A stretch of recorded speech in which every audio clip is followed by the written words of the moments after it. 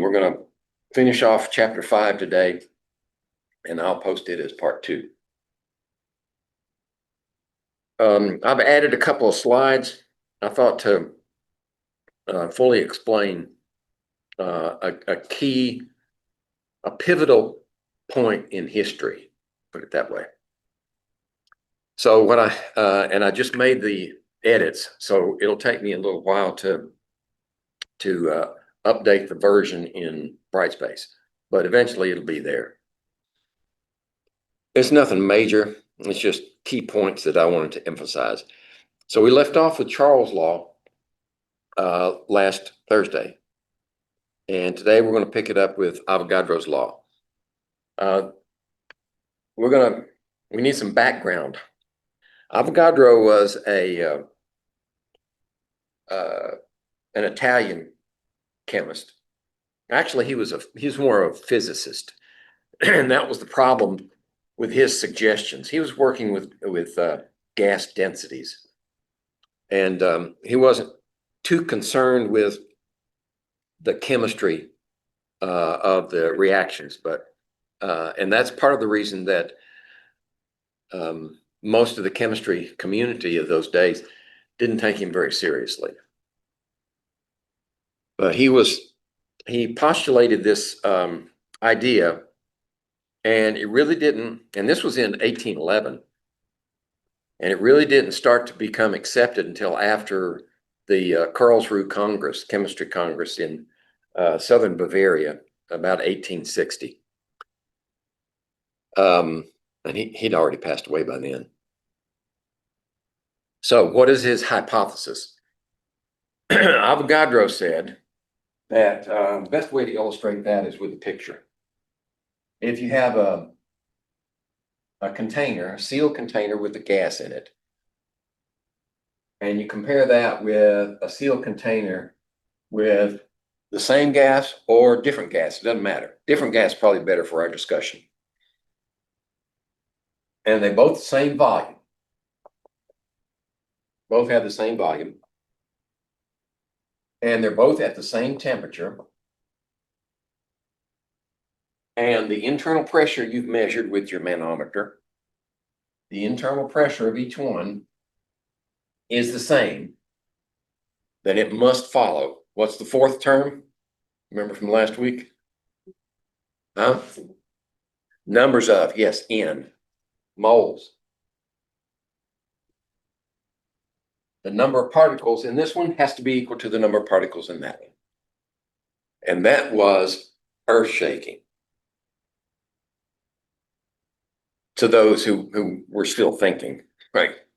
Who weren't mired in the past of mass only. At this point, up to this point, chemistry was conducted by mass-mass relationships. They thought it was stoichiometry, but it really wasn't. It was more like chemistry of these days in the laboratory, in industry, was more like a cooking class. You know, you need a cup of this and a dash of that, and put it under 200 psi pressure and heat it up to 150 degrees Celsius, and boom, you got your product. Go sell it. Well, the problem with that was when something went wrong, when it didn't work, they had no way to fix it because they really didn't understand what was happening at the molecular level. They didn't understand that the reactions were not mass. Even though mass going in is the mass coming out, that was still true. But what they needed was an extension of Dalton's atomic theory in terms of what was happening in the reaction. Right? These atoms were rearranging themselves, and it was based upon the number of particles. And the discussion at this time, there were several competing methods of determining the actual weight of atoms. And those that subscribed to Avogadro's hypothesis eventually won out because it was the only one that solved the problems. So now once you've got this understanding, then the mass of this one isn't necessarily the same as the mass of that one. Let's just say it's different. right? If it's got the same number of particles in each one, but the total mass of this vessel and the total mass of that vessel, I'm subtracting the container, of course, is different, then why is it different? It's different because each individual particle is different in mass. So there you have a handle on the relative masses of this versus that one. And Avogadro's idea was to compare the gas densities. Because if they're at the same pressure and you determine their densities, then you have a handle on the masses of individual particles, and you can compare them and develop a logical progression of masses that we now see in our periodic table. Right? Hydrogen is 1.01, helium is 4, just on down the line. So if we had hydrogen in this one, and we had helium in this one, then what would be the ratio of the masses or the densities? The ratio would be 4, and this is about 2, because we've got 2 of them together. So the ratio would be 2 to 1, or 1 to 2, actually, like keeping in order.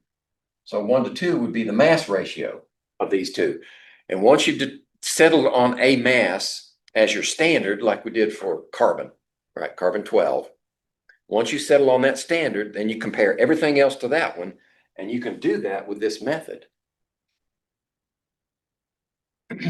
Okay. So that was Avogadro's hypothesis, and it wasn't widely accepted. Part of the reason was chemistry prejudice against physicists. The other part was that Avogadro wasn't a master communicator.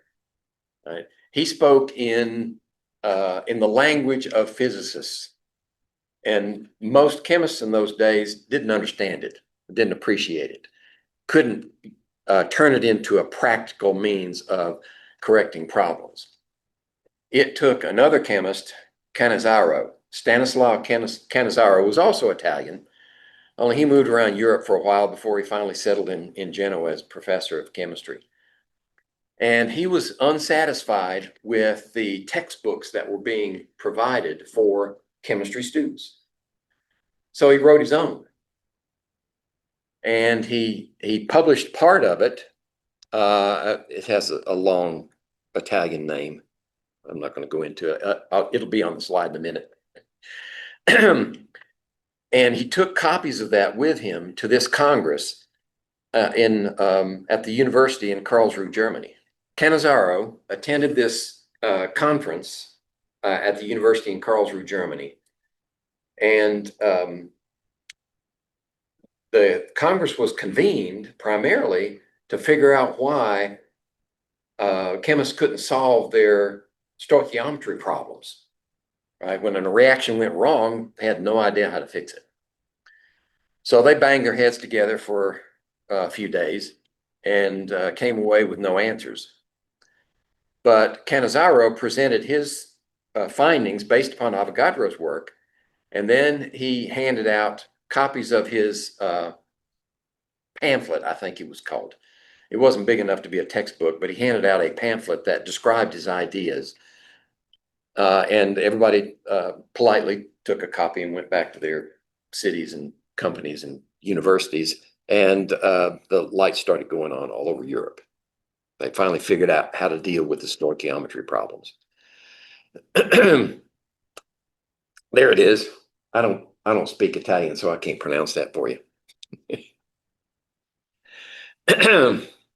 So within a decade of this conference, the ideas that Cannizzaro proposed regarding atomic weights had spread throughout the European community. And in fact, Julius Lothar Meyer, remember him? He created a periodic table of sorts, and Dmitry Mendeleev created one that we use now. And they used ideas from Cannizzaro's paper, the ideas that came from originally Avogadro, to construct their tables. And Mendeleev actually gave credit. I don't know if it was in a publication or if he wrote a letter to a friend, but he did give credit to Cannizzaro and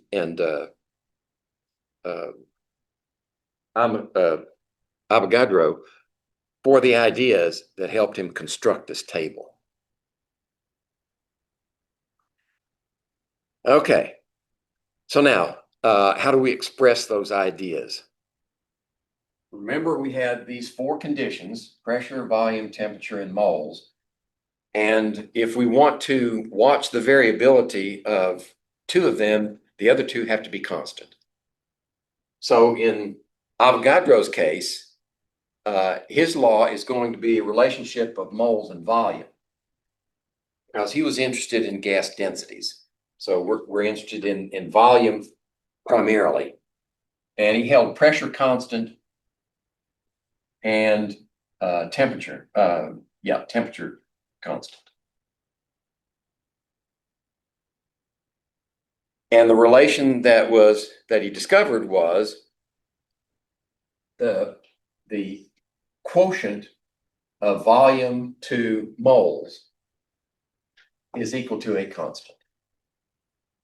So as you get more moles, more particles of a gas confined in the same space, and the temperature and pressure are held constant, then the volume is going to increase. So say we have a reaction where we put A together with B, and it produces 4 C's. Okay. So we've increased from 2 moles on this side, right, 1 to 1, to 4 moles on that side. So what Avogadro is saying is, with that increase, we've doubled the number of moles. We should also double the volume. And we can set this up as a before and after problem, just like we did with Boyle's law and Charles' law. And we can say these conditions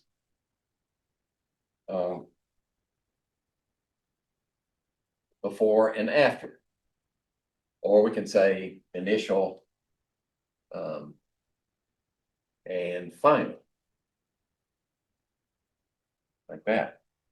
So VI over NI equals VF over NF. And that's how you would solve a before and after problem using Avogadro's law. And these are the various ways you can rearrange the expressions. Right? Depends on what you want to solve for. Here's a practical application using stoichiometry. If we have this reaction where we've got 2 moles of ammonia, and we decompose it, probably with a little heat. We decompose it, and we keep the pressure and the temperature constant. Right? After we apply the heat, we have to let it come to the same temperature. Anyway, once that's done, we end up with a mole of nitrogen and 3 moles of hydrogen, which means we started with 2 moles. Now we end up with 4 moles. And if all of the ammonia is converted, then we started with 2 and we end with 4.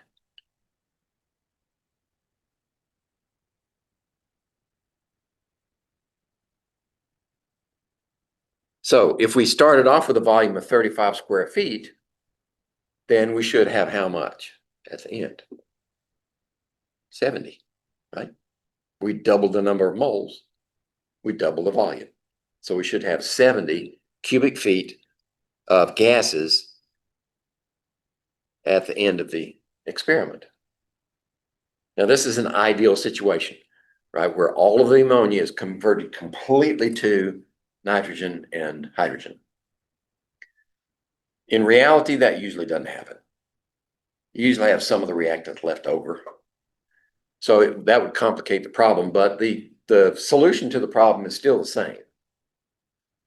You want to know the moles that are actually converted, and then if you have any left over, you have to add those moles together. with what you have as products.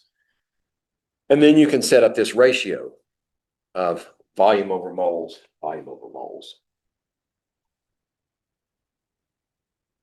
Okay.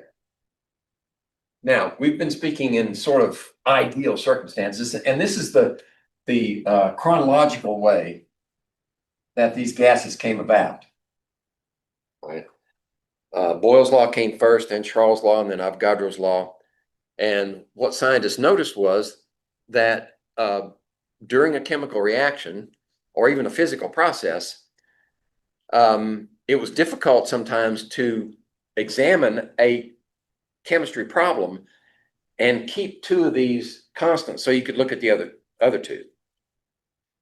So we came up with this construction called the combined gas law. So if we start with Boyle's,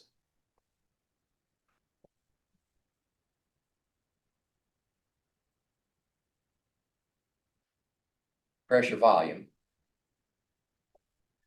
and we look at it in terms of Charles' law, the relationship of Charles' law would be volume to temperature.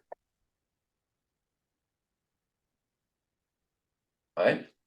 And then Avogadro's law, we incorporate that one, volume to moles. Okay, so now we have the combined gas law.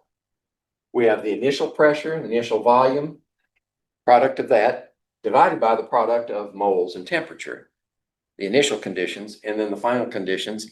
And as long as you have values for all but one, you can solve for the unknown. Okay, and what's our temperature? What are the units for temperature?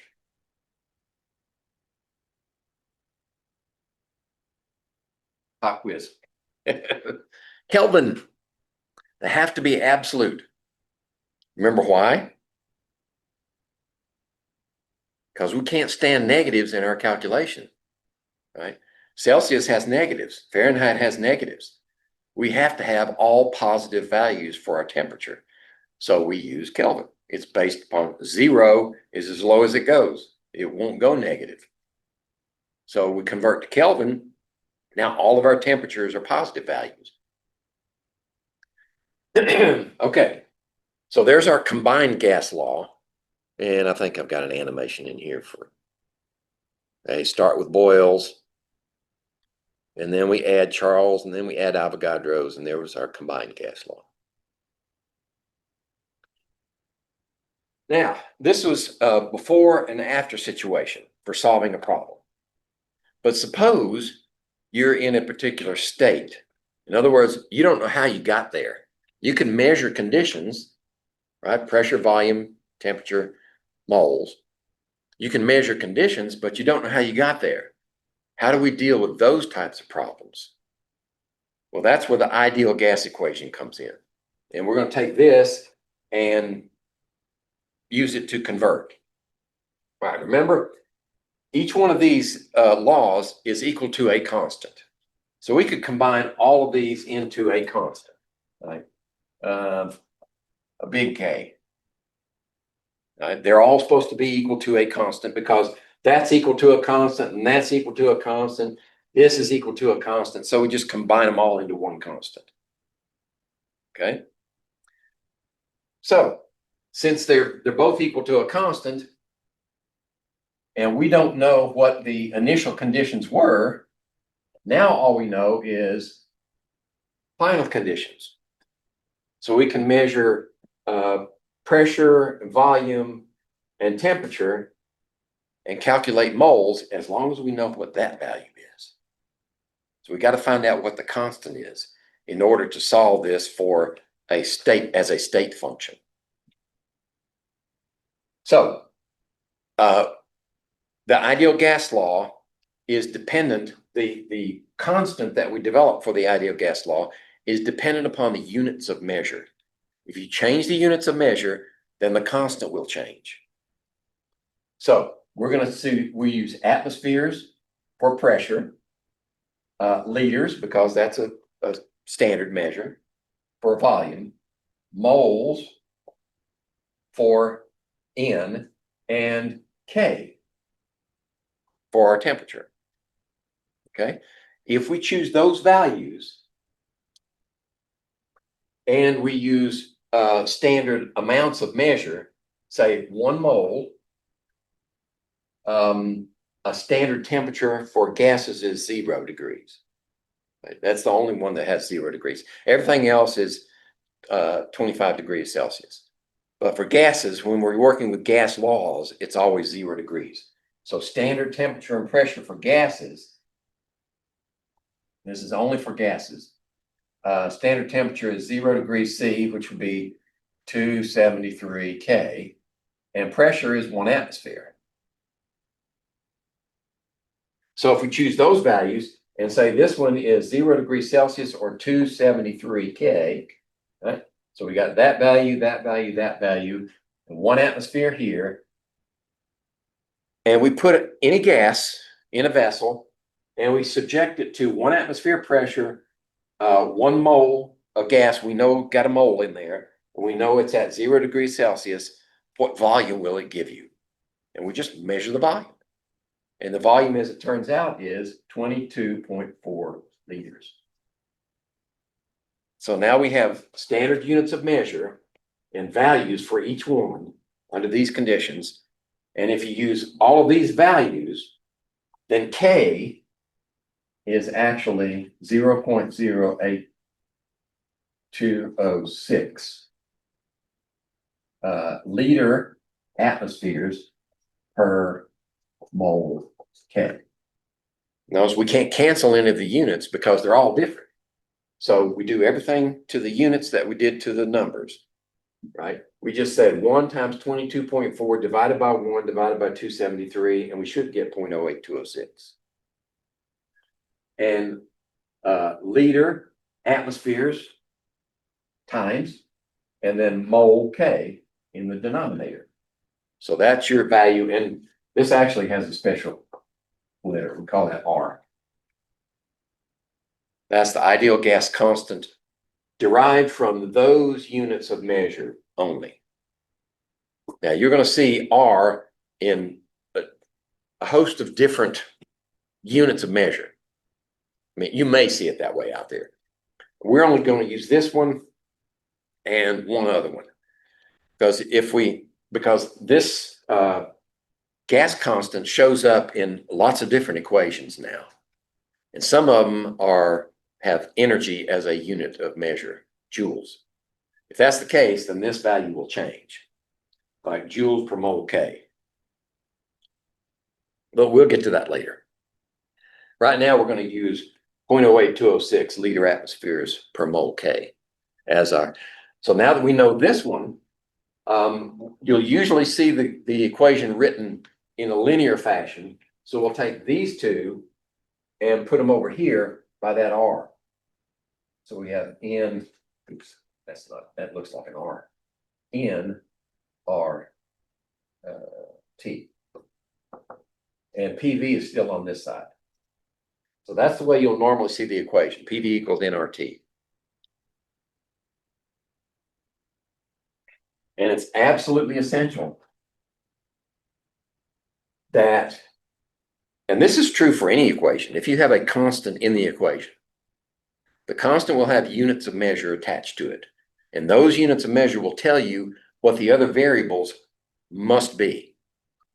Right? This one has to be atmospheres. This one has to be liters.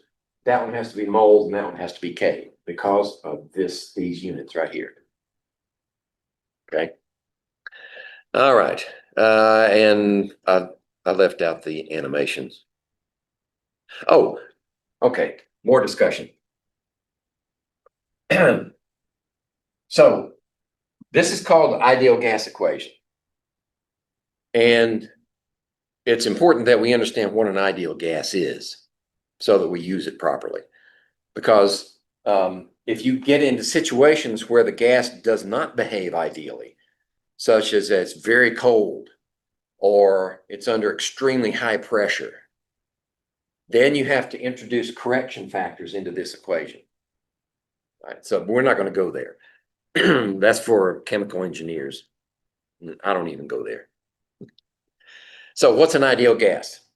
Well, first condition is under all conditions of pressure and temperature, no matter how extreme, you still have a gas. It never turns into a liquid or a solid. Now, what's wrong with this picture? We know that we can turn a gas into a liquid or a solid. I used to use liquid nitrogen, liquid argon day in and day out.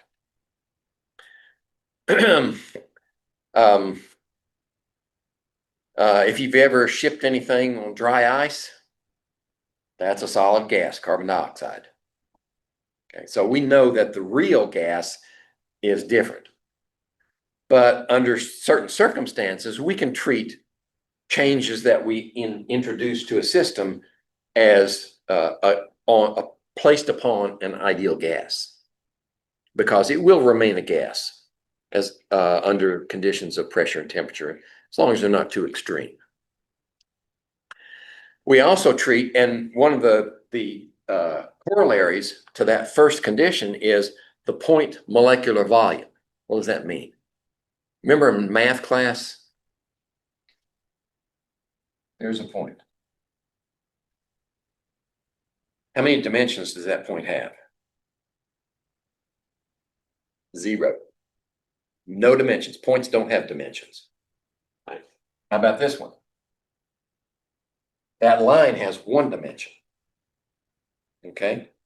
If we go the other direction like this, now that rectangle has 2 dimensions. Right? It's length and height. If we superimpose, try to draw a 3-dimensional representation, say like this. Right.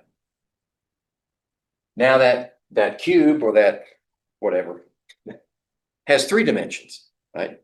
So what we're saying is point molecular volume. That means that the volume of the gas molecule itself is irrelevant. We don't even think of it that way. Right? As we compress the gas, we're just compressing space. Okay? That's an ideal gas, part of an ideal gas. We also consider, with all these gas molecules that don't have a volume, are bouncing around inside this volume, this space, and when they interact with one another, what do? Nothing, right? They don't attract, they don't repel. Just think of them as billiard balls, right? They bounce off each other. I get these videos sent to me on my phone and my computer, and I don't know how I got on this list, but they send me these videos of this master pool guy. Where was he from? He looked like he was from Malaysia, but he made some unbelievable shots. And those billiard balls, think of those as just, those are molecules. All they do is smack into each other and bounce off. Perfectly elastic collisions. What does that mean? That means there's no loss of energy in the impact. And last but not least, they have to obey all the gas laws perfectly. Now, within experimental error. Now, we know that real gases, they do liquefy and some solidify as you compress and cool them. That also means that they have to interact with one another. Because how do we form a liquid? We have to start getting attraction between the molecules. How do we form a solid? Even stronger attractions to lock them into place. Right? So that's another way of saying when they liquefy and solidify, they do interact with one another. If you get them cold enough, then they don't have enough energy to break those interactions. Right? They start to attract each other. There's not enough energy there to break them apart, so they just stay there. And that's your liquid.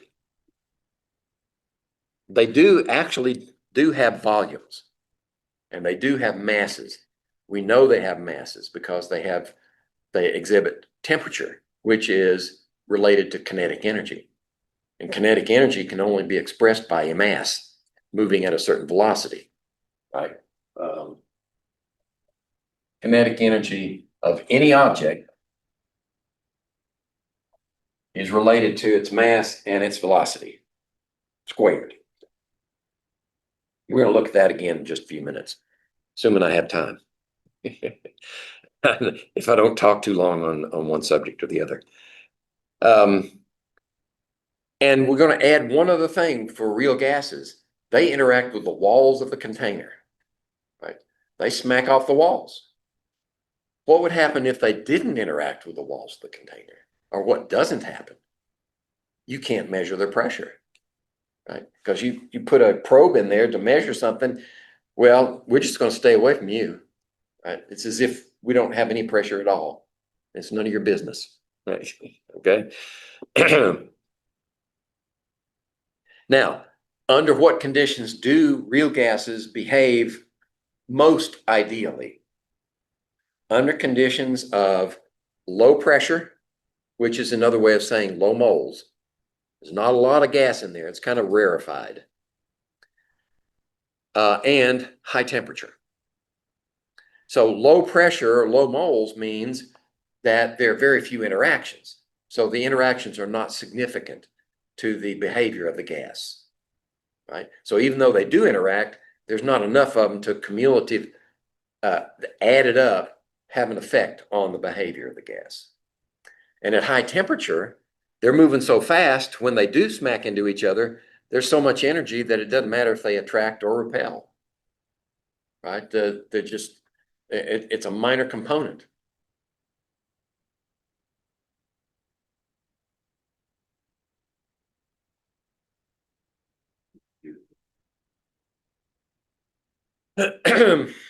Okay, so low pressure, high temperature gases behave ideally. Now, what do we, as a intuitive, well, if we try to think of gases intuitively, under what conditions would we think low pressure and high temperature? Right here, right now, right? What we're breathing, 1 atmosphere pressure, 293 K, 293 degrees above absolute zero, that's high.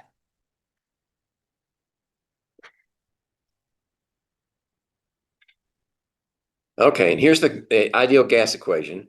That's a combination of Boyle's, Charles, and Avogadro's law. It was first proposed by Emil Clapeyron, who was a polymath, a chemist, physicist of about Avogadro's day.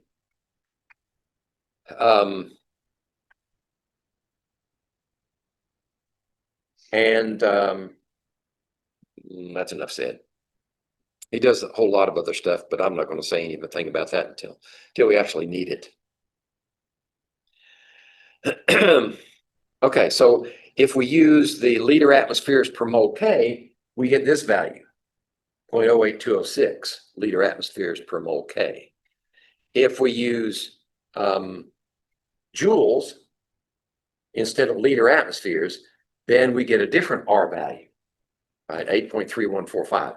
Those are the two that we're going to be using. Eventually, we'll use the joules per mole K later, but for now, the liter atmospheres per mole K is sufficient.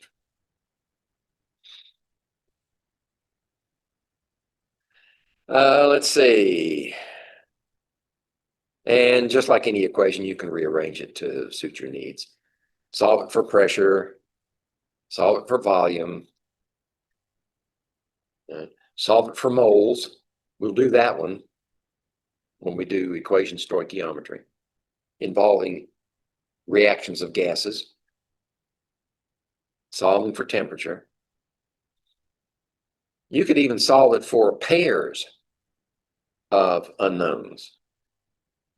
Say we want to know the ratio of moles to volume. Then you just be sure that N over V is on one side. And it's equal to the rest of it. Okay. All right. So here's an example. Whenever you are looking at a word problem and you see it's a gas problem, and you see two different temperatures and say two different volumes and only one pressure, you're going to think before and after. So then you can use the combined gas law. right? PV over NT equals PV over NT. But if you see a situation like this where it only says, all right, 2 moles, that's it. 37 degrees, that's it, nothing else. 50 liters, that's it. And it asks you for the pressure, then you think ideal gas equation. Because that is a state situation. You don't know how it started or how it got there. But this will give you the answer as long as you have the units correctly. Liters, volume, good. Moles, yes, 37 degrees. That has to be converted to Kelvin. Once you have those three, volume, moles, temperature in the right units, then you can solve it for pressure. And that's what this animation is going to do. Solves for pressure, substitutes the value, and in that expression, I forgot to put a parentheses around the moles. We have changed Celsius to Kelvin. And then canceled values. It turns out our pressure under those conditions is 1.018 atmospheres. If we have, we want to calculate the moles of gas contained in 150 liters at minus 15 C and 850 millimeters of mercury, we got some unit changing to do here. Not just the minus 15 degrees C, we definitely can't use that value because it's negative. So we have to convert it to K. But millimeters of mercury, we can't use that with this constant because millimeters of mercury is not in there. Atmospheres. So you have to convert 850 millimeters of mercury to atmospheres. You should divide it by 760. Right? 760 millimeters of mercury is 1 atmosphere. So there we convert the temperature, and there's conversion of atmospheres, millimeters of mercury to atmospheres. Now we can put it in the equation and solve for moles. And under these conditions, we know that there are 7.919 moles of gas in that container. We're going to talk about this kind of stuff on Thursday, probably. Okay. Yeah, I see some blank stares, and that's probably, we're going to spend some time on manipulating equations. All right, so here's actually a chemical reaction in which we want to calculate the mass of mercury 2 oxide needed to produce 220 cubic centimeters, and convert that. In red, we've converted that to 0.22 liters at 25 degrees C, which is 298 K, and 740 millimeters of mercury, which is 0.9737 atmospheres. We did each one of those conversions so that we'd have the right units. Now, we can use the gas equation now to find out how many moles of mercury we have. No, moles of oxygen. That's the first thing, because that's the only gas in that equation, isn't it? Yeah. So that's going to lead us to the number of moles of oxygen based upon that equation. Once you know the moles of oxygen, now we can work back to the moles of mercury. Our stoichiometry says that the ratio is 1 to 2. So for every 1 mole of oxygen, you have 2 moles of mercury 2 oxide. So once you know the number of moles of mercury 2 oxide, you can calculate the mass with molar mass. That's where we're headed. So we solve for N, put in our values. Those boxes are supposed to be dots like this. Here.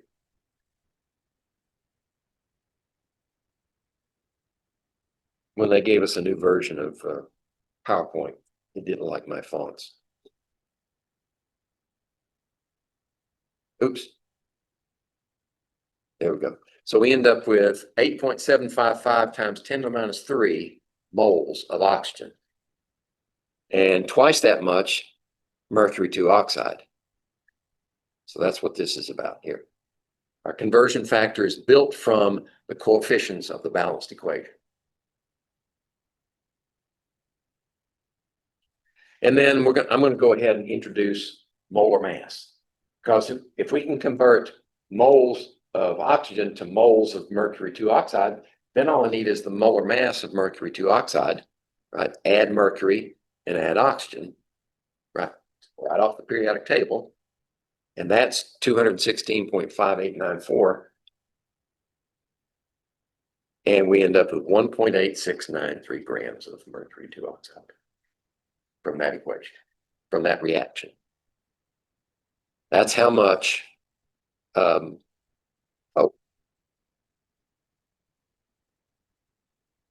think that arrow is turned 90 degrees, isn't it?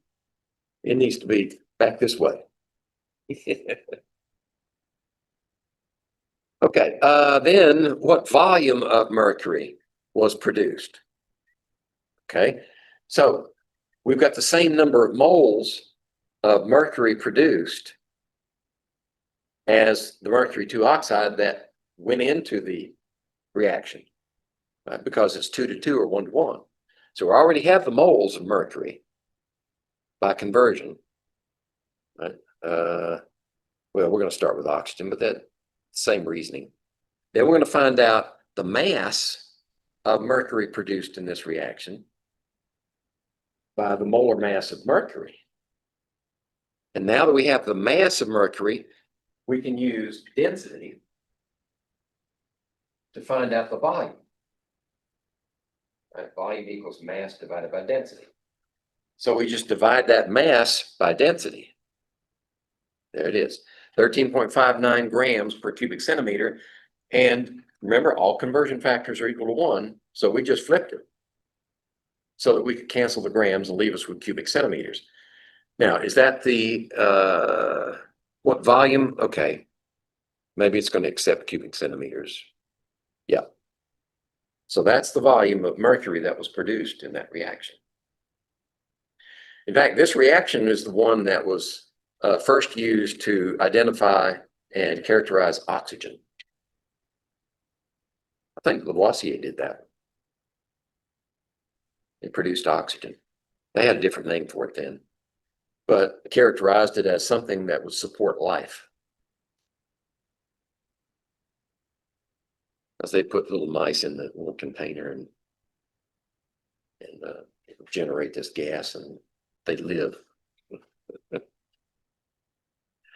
Okay.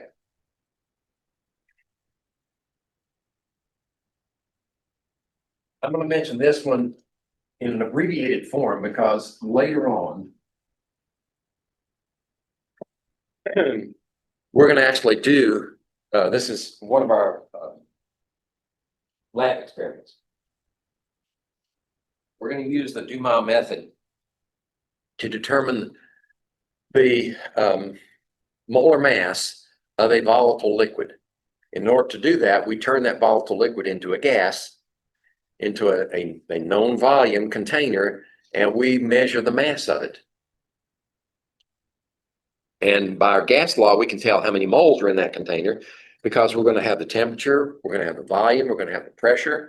We can solve that equation for moles. That'll give us the number of moles. And then we're going to weigh the vessel with the trapped vapor in it before and after. And that would give us the mass. We have mass, we have moles, we can calculate the molar mass.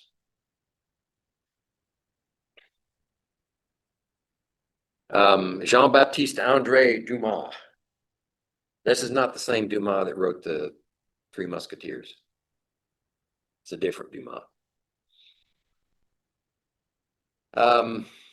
He made contributions in lots of areas, as most of the scientists did in those days. They weren't quite as specialized as we are today. Let's see. So one way to do it, I expressed the progression of data accumulation and calculations to say we're going to end up with a molecular weight, MW, or molar mass, by mass divided by moles. But we can combine those two equations, right? If molecular weight equals mass divided by moles, then we find a common term between the two equations, which is moles, correct? You find N in both of those equations. So just solve the second equation for moles and substitute that value into the ideal gas equation. Right? So that's all I did there. I just plugged that mass divided by molecular weight into the first equation, and that's what you get. And after that, we just solve for molecular weight. And that's mass times RT divided by PB. And we're going to acquire that information, the mass, the temperature, pressure, volume, all those values, and R is a constant, so we can calculate molecular weight directly with just those values. And when I give you the hard copy method, it's got a blurb, a discussion of this stuff right there also. So you don't have to memorize it right now, except to just appreciate the fact that you can combine equations and save yourself a step in calculations. Okay. Let me see. I think I'm dragging too much. Probably better speed up. Yeah, I'm going to have to skip this one. This is just an example of how we would do the Dumas method to find the molecular weight of a gas. And we'll go over this in more detail when it comes time to do the lab. But there it is in black and white and red and green. And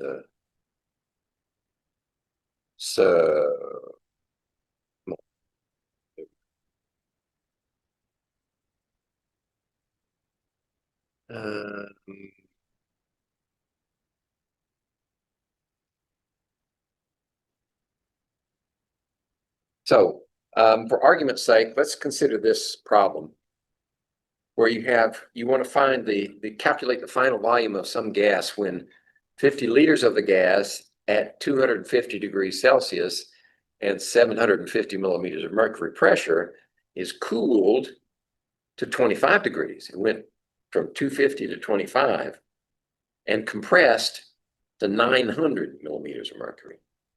So is that a before and after or a state? That's before. Oh, yeah. Mm-hmm. You got two of everything except for the one that you want to calculate for the final volume. We just have the start volume, but we don't have the final volume. But we've got everything else. So if we're going to compress this gas, there's another trick in there that wasn't mentioned. And the slide itself is animated to derive the combined gas law. One thing that didn't change throughout this process was moles. Initial moles, final moles are the same. So those two, initial N and final N, can be struck out. They're equal. Just get rid of them. You don't need them.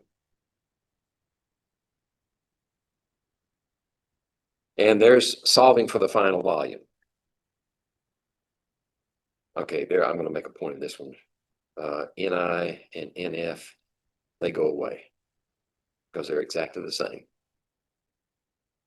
And then we convert. Well, actually, before and after, you don't have to convert. The only thing you have to convert in before and after is temperature. Because with the ratio effect, where you have millimeters of mercury on the top and on the bottom, those cancel out. Liters, well, liters is left behind, and you convert temperature, K cancels out. I call it the ratio effect, right? You don't have to, for the before and after combined gas law, you don't, the only units you have to convert are for temperature. The rest of them, you can take them as is. And we end up with 23.75 liters instead of 50 liters. All right.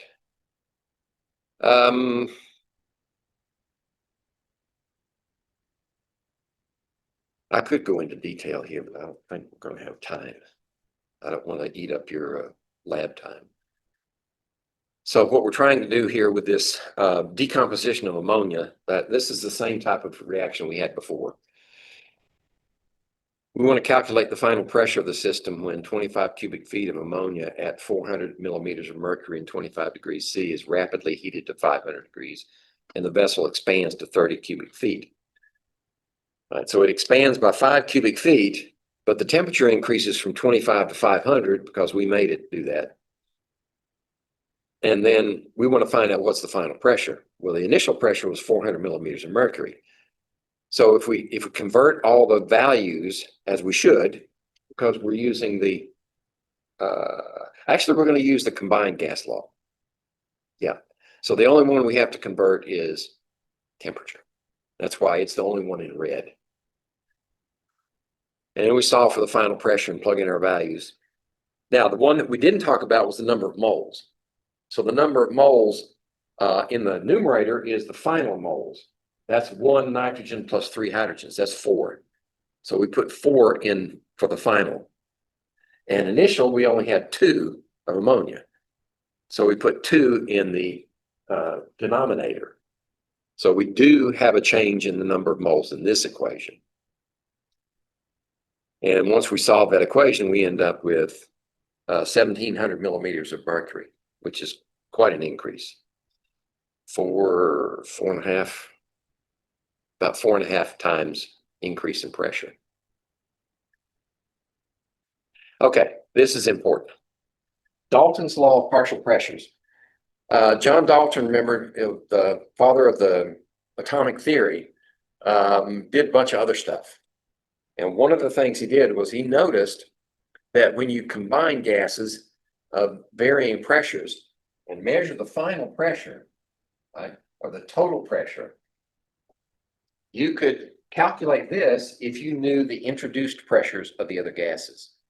So if you knew the pressure of this gas, you added together the pressure of that gas plus the pressure of that gas, plus as many as you want, all the way up to n number, and add up these partial pressures, they will be the total pressure in the container. That's Dalton's law of partial pressures. Now, the significance of that is that if we apply Avogadro's law and we hold the temperature constant and we hold temperature constant and we hold the volume as constant, then we can relate pressure to moles. So these pressures are dependent upon and due to the number of moles of gas. So what we're saying is the total number of moles in this container are the moles of 1 plus the moles of 2 plus the moles of 3, all the way up to the moles of n. And that's actually more useful. And this animation is an attempt to explain that based upon the ideal gas equation.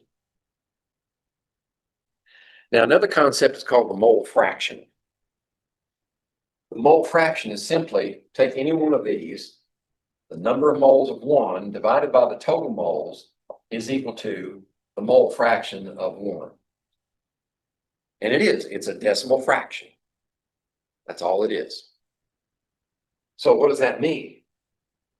Well, if we take the mole fraction of this one and the mole fraction, the mole fraction of the second one and the mole fraction of the third one, all the way up to the mole fraction of however many you want, add them all together, what should this one be?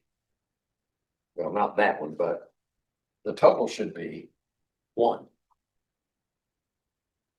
These are all fractions of the total. So when you add them all together, they should be 1.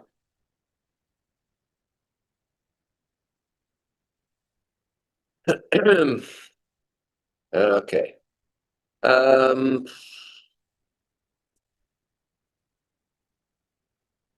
This one is a slide on the explosive decomposition of nitroglycerin. Now, this is a C3H5N309 is the molecular formula for nitroglycerin. I don't have time to draw the structure, but it's pretty neat. Anyway, when you take 4 moles of nitroglycerin and you look at it cross-eyed, it'll decompose explosively. And it'll produce 12 moles of carbon dioxide, 10 moles of water, 6 moles of nitrogen, and a mole of oxygen. Now, what's the difference there in moles and transition of gases? Right? If the moles are related to the pressure, then the pressure is going to increase by a factor of 4 from the beginning to a total of 22, 28, 29. 29 to 4 is the ratio of increase in gas pressure. And so that's going to be what, 7.25 times increase in pressure. That's why nitroglycerin works, because the change in pressure. Right? Explosive decomposition. It's slightly exothermic. Yeah, it gives off some heat, right? And that adds to the pressure because you increase the temperature, you increase the pressure. There are some explosives that are dependent entirely upon the production of excess moles of products. So you get this solid material, and usually you have to set it off with a blasting cap of some kind because they're very stable. But once you get them decomposed, they don't give off much of any heat, but they do expand by a massive amount, usually more than that. Like they could be 100 to 1. And that's where they get their explosive force.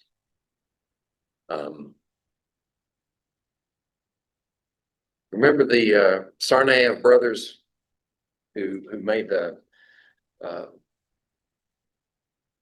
bomb out of black powder, and this was during several years ago, during the Boston Marathon. And they took a pressure cooker and sealed it so it wouldn't release its pressure, and put gunpowder in it and put a fuse in it and a wire drilled through the side so that they could set it off. Well, the confining that material inside of pressure like that, inside a vessel, allowed it to decompose and create all that excess pressure until it finally exceeded the pressure limits of the vessel. Then it blew. So that guaranteed that you would release all that energy at once rather than slowly. Right? If you had a pile of gunpowder and you lit it, it would just go like that and no effect. But if you confine it like that, you build up all that pressure and then the container blows. And you can make it even more lethal if you put nails and whatever inside with it. Or even if you take a router and you score the inside, right? So it'll break apart into nice big chunks and go flying off. Not that anybody in here would do that. It's in the terrorist handbook. Okay. So in this process, we run through the same types of calculations as before, right? The ratio is 29 to 4 for the gas moles, and the other values are also in there. And we get a pressure of almost 300 millimeters of mercury. We started off with 20 millimeters of mercury. Right? So the pressure under these conditions changed from, let's say 20 to 300 would be about 15 times, wouldn't it? Yeah, almost 15 times the pressure. This would just be simple decomposition, but with all these other factors included, you get that added increase in pressure. Okay. So if we take the stoichiometry of this equation and we ratio the coefficients to the total of the coefficients, right? We're assuming that all the nitroglycerin is gone now, and all you have left is the gases. So 12 divided by 29 should be the mole fraction of carbon dioxide times the total pressure, and that's the pressure that's partially due to carbon dioxide, 123 millimeters of mercury. Do the same thing for each one of them, and they gradually get less and less. But you add them all together, and you should get close to the total. Okay. Now, in the last 8 minutes, the kinetic molecular theory of gases. I'm gonna have to talk fast.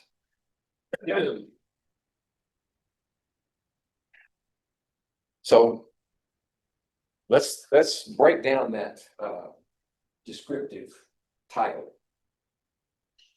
What do we mean by the kinetic molecular theory of gases? Well, we're talking about gases, obviously, right? And it's a theory, right? So it has the ability to predict outcomes if we change parameters, right? It's not a law. It's not that restrictive. But what it is proposing to do is explain the behavior of gases based upon the fact that there are molecules there, right? These tiny things that are moving around, and that there's each of these molecules has kinetic energy. So that's what we mean by kinetic molecular theory of gases, based upon the gases, the fact that there are lots of molecules in there and that they're moving. Okay. So first postulate of this theory is that in any confined space where we have gases, we have large numbers of particles. They could be atoms, they could be molecules, it could be a mixture. And lots of them. Even if it's partial vacuum, there's still going to be a lot of them in there. And these, the particle size of each one is very, very small as compared to the distance between them. Right? That gets to that idea of point molecular volume. We're going to admit that they do have a volume, they do have a size, but it's very small compared to the distance between them.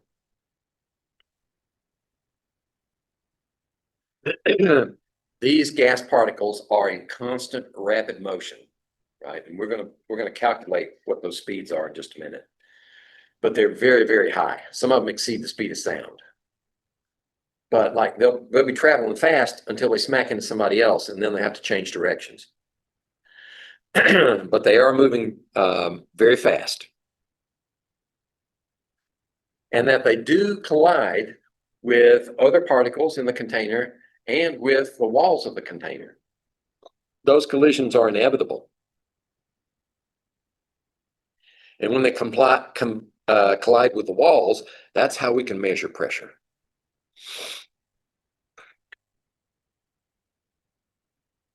Now we're saying that we have this mixture of particles, and they each at any instant have different speeds. Maybe if they're different particles, they have different masses, but they have different kinetic energies. But when we measure their temperature, we're measuring an average, a weighted average of the kinetic energies of all the particles in the container. There's a distribution. If you have the numbers of particles on this axis and you have temperature here, then they're probably going to be kind of like a bell-shaped curve. Most of them are going to be in here.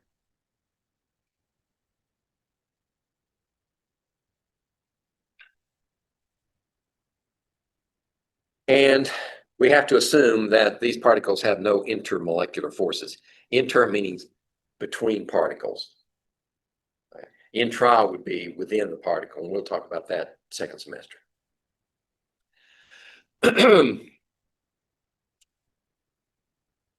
Now, I will say that the reason we have to make some of these assumptions in the postulates is that we can't track every single particle. We don't have the computing power. We don't have the ability to see every particle and combine them into a single coherent description. There's just too many of them. So we have to treat them statistically. That's what the temperature does. It says at this temperature, most of them are going to be right here. And that's what basically statistics means. It's a way of dealing with large data sets. Anybody here going to take statistics eventually? Oh, you took it. Okay, so you understand what I'm talking about. Well, you know the bell-shaped curve, right? And it's got this big fancy equation out here. That's what goes into your calculator or your computer when it's trying to calculate things for you. And within 2 standard deviations of this value, you've got what, 95% of all the population.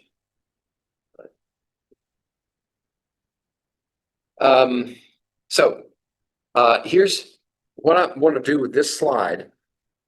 I may have to run over a little bit. Is if we're saying that the temperature is the average of the kinetic energy of all the particles in the container, there's a difference between the arithmetic average and what we call the weighted average, right? We've talked about weighted average before when we talked about calculating these values, okay? The things that are more abundant contribute more. So what we're trying to do here is get a handle on the energies, an expression for the energies of all these combinations of the particles of a gas. And we're going to use bowling balls to start with. So a 5 kilogram bowling ball would be 11 pounds, right? What's the average adult size on a bowling ball? Is it 12 pounds? For some reason, I think 12 pounds. You can get them smaller. Yeah. I used to bowl a little bit, but I found out that it was ruining my hand. Yeah. And at the time, I was trying to learn how to play saxophone, and I said, I can't do that, right? If it messes with this hand, that's half my scales gone. Okay, so if we do this comparison, and we say these 7 bowling balls of the same mass, everyone has the same mass, 5 kilograms, but each one is moving at a different velocity from 10 up to 70 meters per second. And we calculate the energies of each one based upon the equation 1/2 mv squared. Right? So we end up with the first one, of course, is going to have the least amount of energy because it's moving the slowest. And the 70 meters per second is going to have the highest. Right? So what's the average? Well, we're going to calculate the average velocity first. And remember, when you put a bar over a variable, that means average. So V with a bar over it. Remember that when we do the lab today, because we're going to calculate an average, and you may have already seen this, of course. In the hard copy, you're going to see something with a bar over it. That means average. So if we take the average velocities of these 7 balls, we just add them all together and divide by 7, we get 40 meters per second. Well, if we take 40 meters per second and say, okay, well, I'm going to calculate the average kinetic energy. Wait a minute. I'm going to take the kinetic energies and average those. Okay, that gives me 5,000 joules. So on average, those 7 balls have 5,000 joules kinetic energy. Now, if we rearrange this equation, let me go back. Rearrange this equation, energy equals 1/2 mv squared, and rearrange it so that we can calculate the velocity. And we put in the average, I think the average kinetic energy into that equation. Yeah, 5,000. And the mass is 5 kilograms per ball, 5,000 joules per. And notice here, we're using the equivalent of joules, kilogram meter squared per second squared. The reason we're doing that is so we can cancel the kilograms. right? If we put joules up there, we're stuck, right? But if we use the equivalent, we can cancel kilograms, and that leaves us with meters squared per second squared under a square root sign. And once we take the square root, we're going to have meters per second, which is velocity. Right? So if we finish that calculation, we get 44.72 meters per second. Okay, where's the problem? If we used 40 meters per second in the calculation of the average velocity, we would get less than the true average kinetic energy, wouldn't we? Right? If we put 40, if we did this,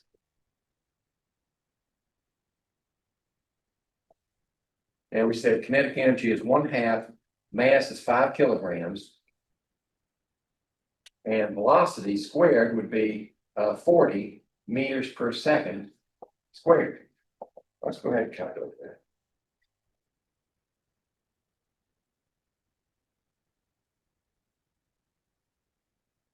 So this is the average velocity that we calculated from the values 10 through 70, right? If we calculate kinetic energy from that value, what do we get?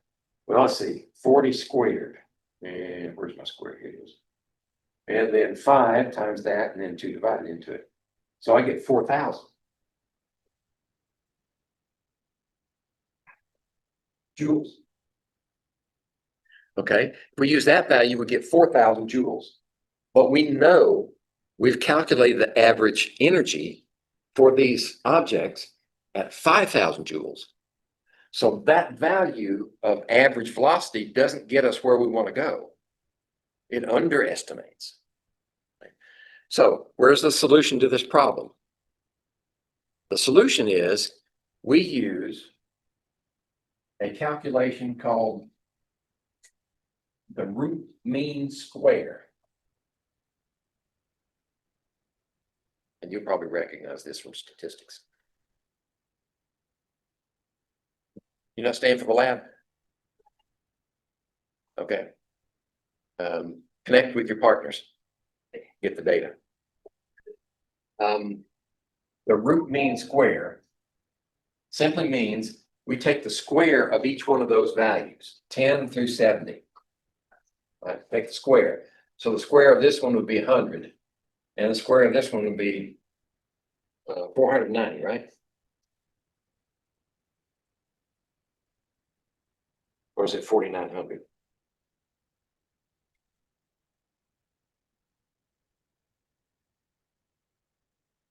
Yeah, I was wrong. 4,900. We do that for each one of these. That would be the square. Then we take the mean of those squares, right?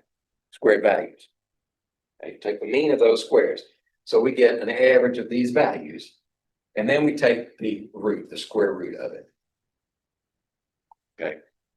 That's what root mean squared means.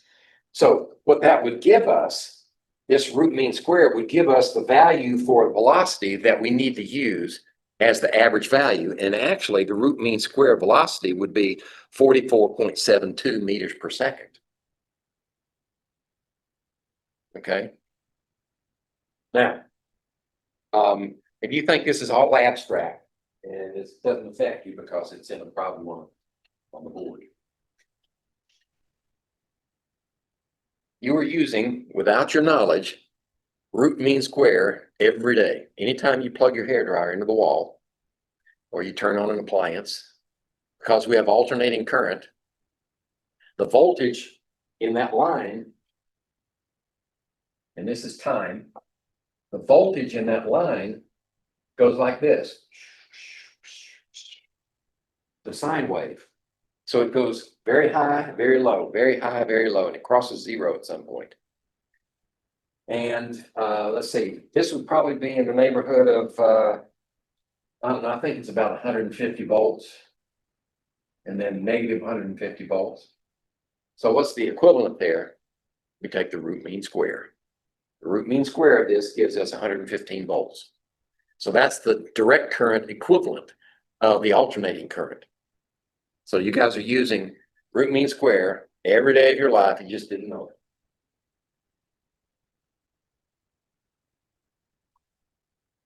Okay. So, next slide. The energy of any given particle, if we could track one of these molecules, what would be the energy of the individual? Well, since 1/2 mv squared is velocity, and velocity is directional, it only goes one direction. So you have to think of it in 3 dimensions.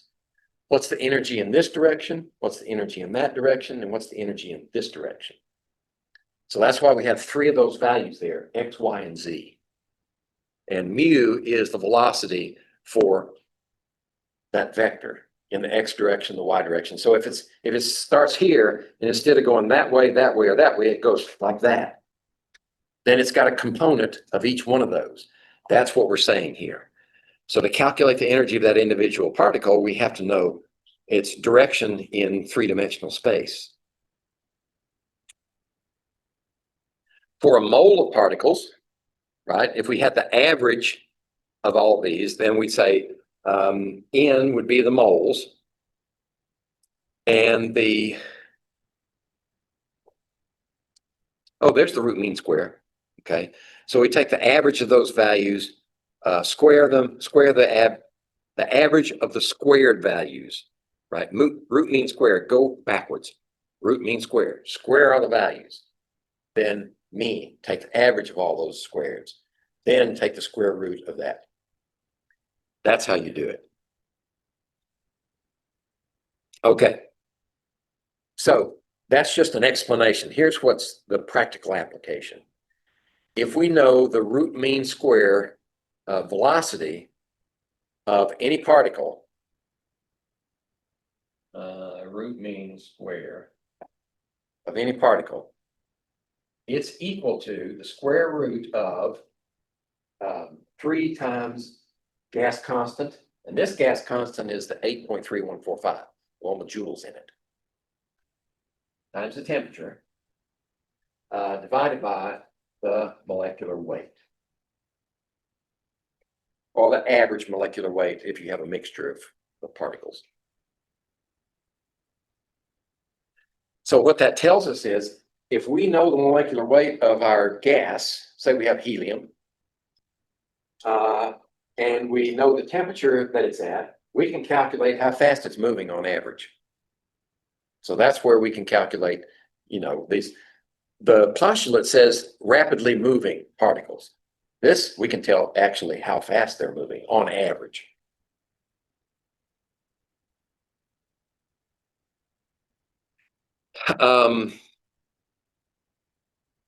So if we want to know the average velocity of air molecules at 37 degrees Celsius, we need an average molecular weight for air. And that would be predominantly nitrogen, which would be 28, versus oxygen, which would be 32. But oxygen is only, 79% nitrogen and 21% oxygen. So most of it would be nitrogen, so we'd be heavily weighted toward the 29 side. And 29.02 grams per mole is what we're taking as an average molecular weight. So we plug that in here. That's average. And then we have our R value, and we have our temperature, and we have 3 constant. So if we plug those into that equation and calculate the average velocity of air molecules, they're moving at 500 meters per second. Now, intuitively, I can't tell you what that is in relationship to speed of sound. Right? I just don't have the feel for it. Now, if we had miles per hour or feet per second, then yeah, I could figure that one out. Let me see. Oh, I did a conversion. So this is 1,100 miles per hour. So anybody know what the speed of sound is? It's in the neighborhood of 720, 730 miles per hour. So these gas molecules on average are moving faster than the speed of sound.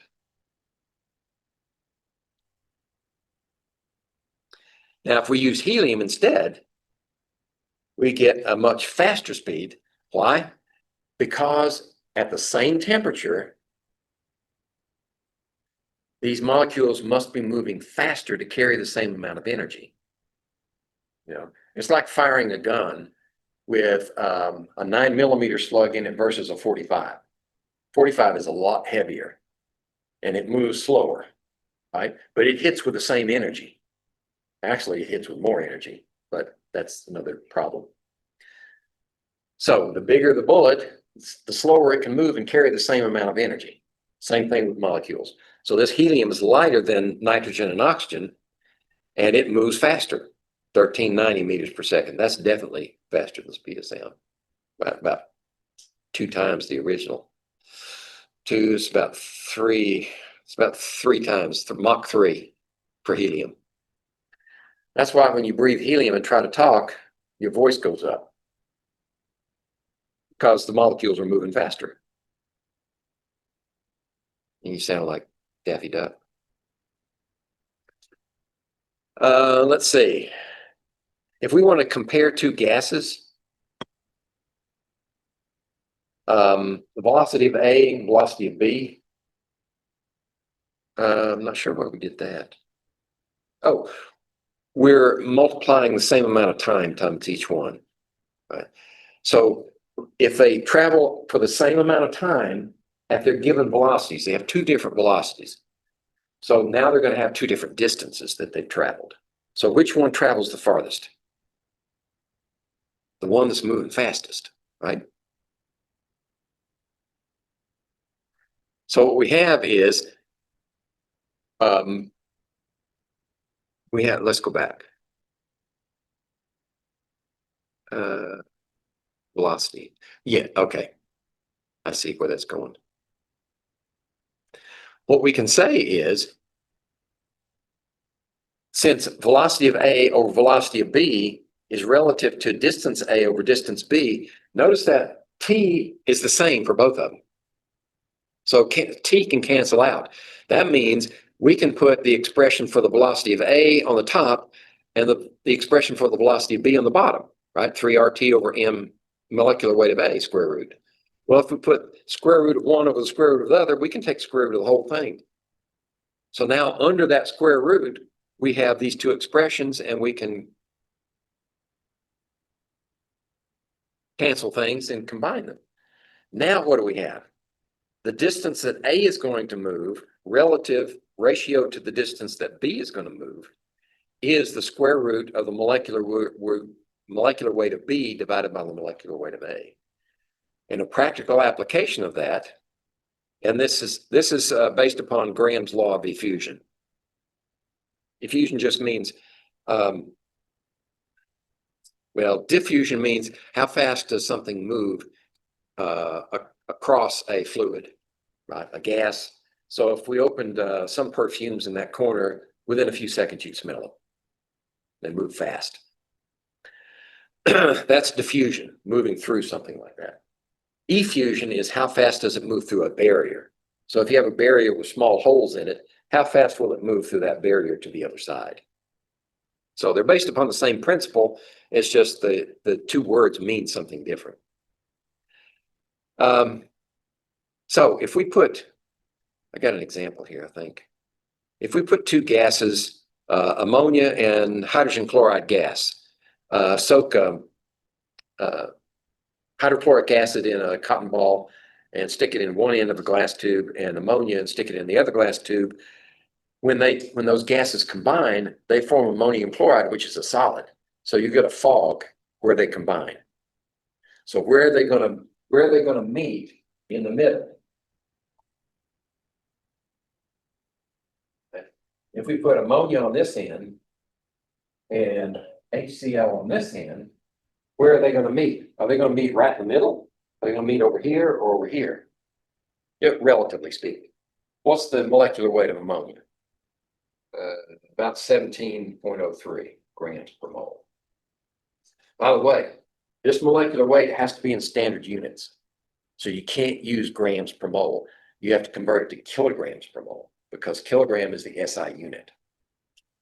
It has to be kilograms per mole. But for comparison purposes, is this 1703? What's this one? Well, it's about 36.45 grams per mole. So which one's going to move faster? that one. So if we release them at the same time, they ought to meet over here somewhere. Right? Because this one's going to move faster. It's got a lower molecular weight. Well, we can ratio those distances and find out exactly where it's going to be. 1.465 is the ratio. So this distance here, distance ammonia, ratio to this distance HCl, that should be 1.463. Those distances ratioed.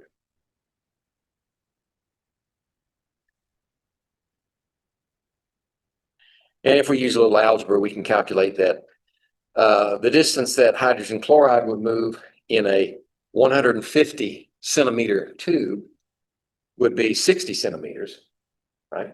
And the rest of the distance would be taken up by ammonia. We used to use this reaction just to see if our fume hoods were working. We take a beaker of concentrated hydrochloric acid, 37%, which is pretty bad. It's fuming. And then we take ammonia in a beaker and set it right next to it. And the gases would come up there and combine and form that fog.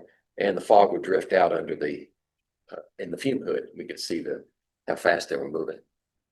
That's the fun way. Actually, it's more practical. Just take a chem wipe, tear off a sheet and hold it up there and see if it flies in the wind. Oh, there's our tube. And there they meet.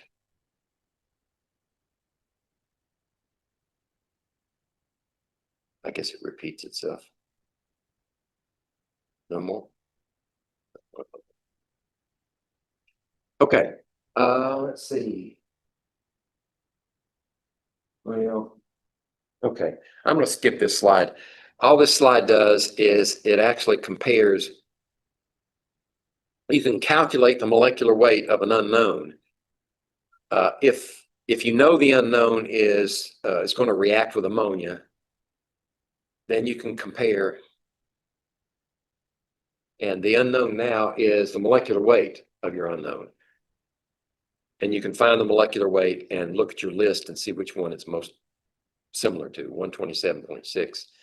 So we have these hydrides of the halogens, and we find that hydrogen iodide would be the best candidate for this reaction. Okay. This should be the last slide. I think it is.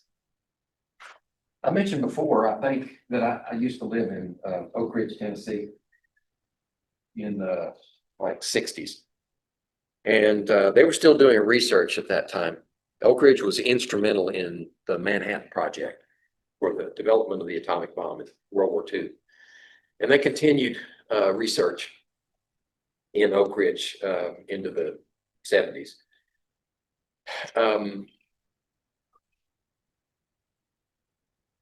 And one of the ways that what had to be done to produce the uranium bomb, little boy, and it's a gun type bomb. So you had this ball down here with a hole in it, and then you had this at this long tube, you had another chunk of uranium, and all you had to do was fire it fast enough that it slammed together and formed a critical mass, and then it would blow up. Well, in order to do that, you had to have virtually pure uranium-235. And in the purified ore of uranium, U-235 is only 0.72%. Right? So you got to find a way to concentrate it. And one of the ways they did was by converting uranium into a fluoride, uranium hexafluoride. And at a slightly elevated temperature, you could form a gas, right? And then you could drive it under pressure through these filters. And by the law of diffusion, the lightest ones would go through faster. So U-235 would be enriched on this side because it moved faster than U-238. right? You couldn't separate them by chemical means because they're identical, right? They have identical chemistries. So you have to separate them on physical means. So you move through and it'd be slightly enriched. Well, that's not good enough. So you had to stack thousands of these barriers with small holes in them. And each time it passed through, you would get an increase in purity toward U-235. That was using Graham's law of diffusion that we just described on previous slides.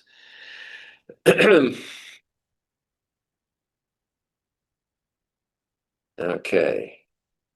The problem was the fluoride of uranium is extremely corrosive. You can't use even stainless steel. It would just eat it up.